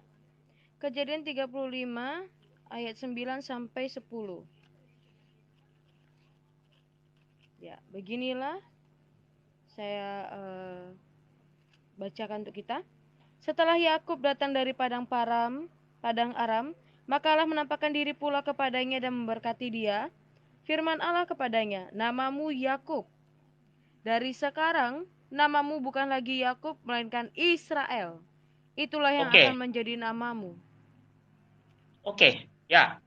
Nah, Bapak Ibu, kalau kita melihat kisah-kisah dalam Perjanjian Lama, pergantian nama orang ini atau penggantian, bukan pergantian ya, penggantian ya, diganti maksudnya ya. Nama orang diganti biasanya itu karena diberikan tugas yang mulia atau tugas yang baru. Nah, begitu pula dengan Simon yang kemudian diberi nama Kefas atau Petrus. Banyak orang melewatkan hal penting dari perubahan nama Simon menjadi Kefas atau Petrus. Jadi, ketika Allah memberikan tugas baru atau panggilan baru kepada orang-orang tertentu secara radikal di dalam kitab suci, biasanya nama mereka diganti, diubah. Ya, tadi yang sudah dibacakan khususnya kita menemukan pengganti nama Abraham menjadi Abraham. Ya, Abraham itu artinya bapa yang agung, dan kemudian diubah menjadi Abraham, menjadi bapa bangsa. Atau Yakub diganti namanya menjadi Israel. Yakub itu artinya pengganti. Israel itu artinya ia yang berjalan dengan Allah. Nah, ini sangat menarik bahwa ketika kedua tokoh besar tadi itu diganti namanya, itu artinya mereka mendapat panggilan baru atau tugas yang baru yang mulia. Allah ada paralelismenya antara penggantian nama Abraham dan Yakub dengan penggantian nama Simon menjadi Kefas atau Petrus, yaitu diberikan tugas baru menggembalakan domba-domba. Dan itulah yang diberikan Yesus kepada Petrus. Tugas baru, panggilan baru. Berbeda dengan rasul-rasul yang lain. Seperti kita sudah bahas kemarin, Kisah Para Rasul 15 ayat 7. Karena mereka sudah membaca, saya baca ya. Kisah Para Rasul 15 ayat 7. Tugas apa yang diberikan oleh Yesus selain tadi diberikan kunci kerajaan surga, kuasa melepas mengikat, kemudian menggembalakan domba-domba. Kisah Para Rasul 15 ayat 7. Silakan Komandan. Ternyata membantu baca. Iya, biar lebih gampang aja, Komandan. Walaupun memang Kisah harus Para Rasul ribet. 15 ayat Ya, 7. 7. Ya. Saya bacakan untuk kita semua. Sesudah beberapa waktu lamanya berlangsung pertukaran pikiran mengenai soal itu, berdirilah Petrus dan berkata kepada mereka, "Hai saudara-saudara, kamu tahu bahwa telah sejak semula Allah memilih aku dari antara kamu, supaya dengan perantaraan mulutku, bangsa-bangsa lain mendengar berita Injil dan menjadi percaya." Nah, teman-teman, telah sejak semula Allah memilih Petrus dari antara para rasul. Paralelismenya apa? Demikian jugalah Abraham dan Yakub, bapa leluhur kita, Bapak Ibu, dipanggil dan dipilih secara khusus oleh Allah supaya mereka menjadi bapa bangsa. Santo Petrus menjadi bapa rohani dari para kaum beriman, terutama para rasul pada abad pertama, dan diganti oleh para penerusnya. Itulah yang dimaksud. Dan ingat Bapak Ibu, bahwa Yesus Kristus memberikan kepadanya kunci. Bahkan kalau kita melihat, membaca Wahyu 18 tadi ya, Wahyu 1 ayat 18, atau Wahyu 3 ayat 7. Dan tulislah kepada malaikat jemaat di Philadelphia. Inilah firman dari yang kudus yang benar, yang memegang kunci Daud. Siapa yang memegang kunci? Yesus. Kepada siapa dia berikan? Kepada Petrus. Kepadamu kuberikan kunci kerajaan surga. Yang empunya kunci memberikan kunci kepada orang yang dia percayai. Tangan kanannya, orang kepercayaannya. Begitu. Oke, saya kira sampai di situ dulu. Mungkin ada tambahan dari teman-teman. Sudah cukup, sangat berkaitan dengan yang tadi ya, Yesaya ya, Ya, yang mengenai silakan. kunci itu kan. Hmm. Enggak, udah cukup, udah pas. Ya, silakan Komandan. Ada tambahan lagi? Ini sudah sangat detail ya Komandan, dan ini di luar dari ekspektasi saya. Saya rasa ini sudah sangat jelas, di mana tadi Komandan juga sempat mengutip secara netral dari para teolog-teolog, teman-teman gerejawi ya, di mana itu Ya. secara netral menyatakan bahwa Matius 16 ayat 18 itu sebenarnya tertuju kepada Petrus, bukan pembedaan yang lain gitu teman-teman. Nah, disinilah letak kelegalitasannya kekatolikan, di mana siap diuji bahkan secara netral untuk menyajikan data. Itu sih. Terima kasih Komandan, sudah sangat puas Ya. saya. Baik. Saya juga sangat senang kalau teman-teman yang mendengarkan pengajarannya sangat puas. Ini kalau di bangku kuliah ini berapa SKS ini? Ya, baiklah. Kalau begitu bagaimana Komandan? Kita akhiri atau bagaimana? Ya, berhubung sudah Akhiri setengah aja, udah pas 12 1 jam ya. 30 menit. Iya, 1 jam 30 menit. Udah 1 jam 26 menit sekarang. Sangat mantap Komandan. Baik. Baik Bapak Ibu, saudara-saudariku, iman Katolik itu bukan iman yang takut dikritik. Bukan iman yang takut dibuktikan dengan bukti sejarah, dengan bukti data-data yang ada. Saya kenapa misalnya mungkin ada teman-teman yang mengatakan kenapa DGS ini tidak berdebat dengan ini itu ini, bukan sombong ya, apa ya, saya kasihan kalau saya nanti tidak level, nanti saya marah-marah gitu kan. Aduh. Karena kalau saya minta data, misalnya orangnya ngomong nggak ada datanya, ya kita susah. Ya, sementara kita kan pakai data, pakai kutip kitab suci ini dan lain sebagainya, gitu kan. Nah, jadi teman-teman, ruang TikTok saya dan juga teman Komandan 1, Paman Charles ini, ya, untuk katekese kita. Jadi banyak hal yang harus kita bahas.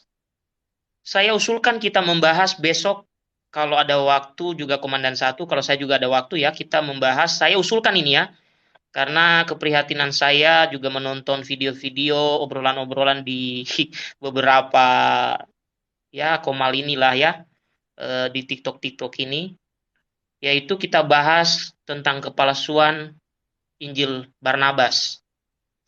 Bagaimana Komandan? Setuju atau tidak? Ya, Setuju. setuju. Karena kan Setuju ya? saya rasa bukan hanya Injil Barnabas saja, Komandan. Kalau bisa 1 jam 30 menit itu kita bahas Injil apokrif yang dari abad Oh, kalau begitu pertama. boleh. Kalau Ya, begitu boleh. Ini kebetulan ada sumber-sumbernya, tinggal saya ini saja. Saya buat Injil-injil. dalam bentuk singkat. Ya, gimana Paman Charles? Ya kalau saranku ya kita bacakan Injil-Injil apokrif yang suka dikait Mm-mm, sama RT6 gitu. mm-mm, Tapi kita nggak usah sebut kaitannya dengan RT6, cuma Injil-Injilnya apa-apa saja. Kalau mereka mm. tersinggung ya itu urusan mereka. Kita nggak ngurusin mereka. Yang penting kita baca ini loh ajaran-ajaran sesat, jangan ikutin ya gitu. Ibaratnya seperti itu aja sih. ya. Kalau aliran-aliran sesat itu mungkin itu beda beda kelas kayaknya, Paman Charles. Kita lebih kepada kitab-kitab No, no, no, no, apokrifnya bukan atau aliran sama sesat, tetapi kitab-kitabnya kitab-kitab ya. yang sesat. Hmm. Ya, Ya, yang sudah dikatakan sesat itu oleh gereja. Ini loh, kok ternyata kan mereka bilang, kok sama. Nah, itu urusan mereka kalau sama. Yang penting kita baca kitab yang kita punya aja. ya, Yap. oke lah. Ya, jadi Bapak Ibu, saudara-saudari, teman-teman yang sudah membuat saya semangat untuk mewarta ini, terima kasih pada Anda yang mendukung TikTok ini juga. Kemudian jangan lupa juga dukung di YouTube, karena ternyata ada juga yang tidak punya TikTok ya. Jadi dukung di YouTube juga, subscribe ya. Ada 2 YouTube ya yang menayangkan ini. Teman-teman yang membutuhkan, misalnya share aja ke temanmu yang sedang kalut, sedang galau tentang imannya dan lain sebagainya, supaya bisa mendapatkan pencerahan tersendiri. Dan kemudian juga saya membuat VT-VT di TikTok ini, silakan disaksikan teman-teman. Ada beberapa yang saya jawab. Nanti juga setelah selesai ini, kalau saya masih bisa menjawab beberapa VT-VT yang ngaur-ngaur, ya silakan ditonton saja. Begitu saja closing dari saya. Silakan mungkin dari Paman Charles atau Komandan. Silakan. Atau kita langsung doa. Ya, terima kasih. Saya ingatkan lagi, memang ketika Yesus bicara tentang kunci, kita ingat di dalam Yesaya itu bicara tentang kunci juga, bahwa memang ketika seorang raja meninggalkan kerajaannya, dia pasti menitipkan kuncinya, di mana kalau orang melihat kunci itu, dia melihat raja itu. Nah, dan kuncinya itu biasa ditinggalkan kepada perdana menterinya yang mempunyai otoritas penuh terhadap kerajaannya. Nah, kunci itu sudah ditinggalkan kepada Petrus dan suksesinya. Terima kasih. Oke. Satu lagi, tadi sudah saya beri contoh Bapak Ibu. Jadi kepada orang kepercayaannya lah seseorang memberikan kunci.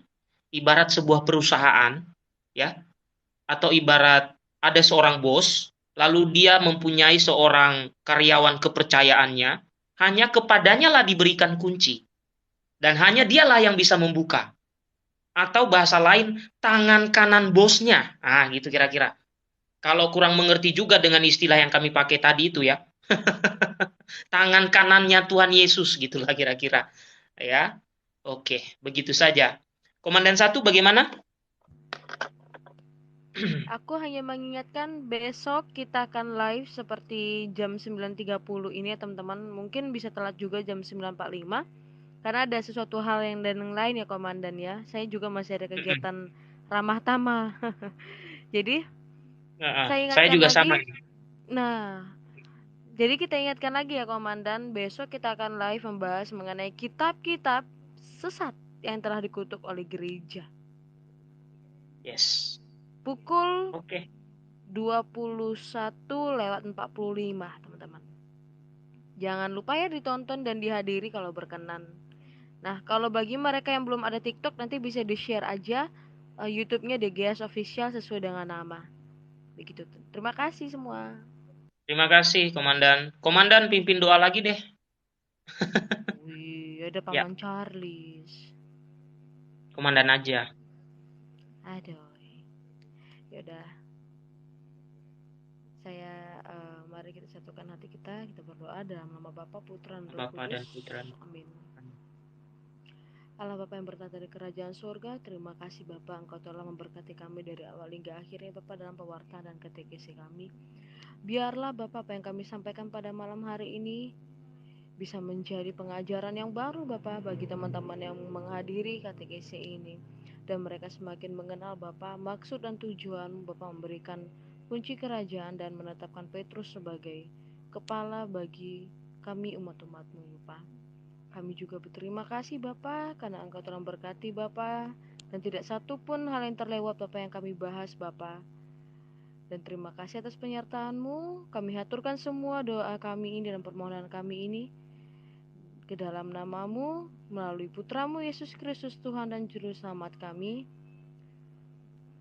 yang bersatu dengan Engkau dan persatuan Roh Kudus kini dan sepanjang segala masa. Amin. Dalam nama Bapa, Putra dan Roh Kudus. Amin. Baik, terima kasih Komandan 1, Paman Charles sudah bersama malam hari ini membahas yang luar biasa ini. Terima kasih. Oke, saya tutup ya teman-teman. Sampai